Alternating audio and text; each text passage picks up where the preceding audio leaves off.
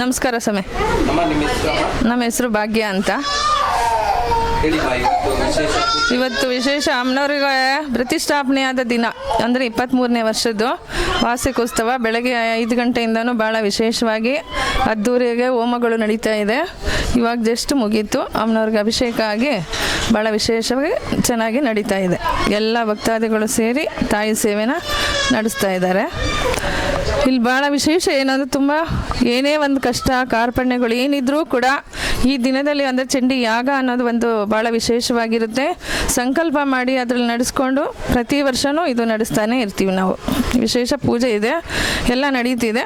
ಅಮ್ಮನವ್ರದ್ದಾಗಲಿ ಮಕ್ಕಳದು ಪ್ರತಿಯೊಂದು ಕೆಲಸ ಕಾರ್ಯದಲ್ಲಾಗಲಿ ಚೆನ್ನಾಗಿ ನಡೀತಿದೆ. ಖಂಡಿತ ಸ್ವಾಮಿ, ಎಲ್ಲ ನಡೆಯುತ್ತೆ, ಹಾಗೆ ಆಗುತ್ತೆ.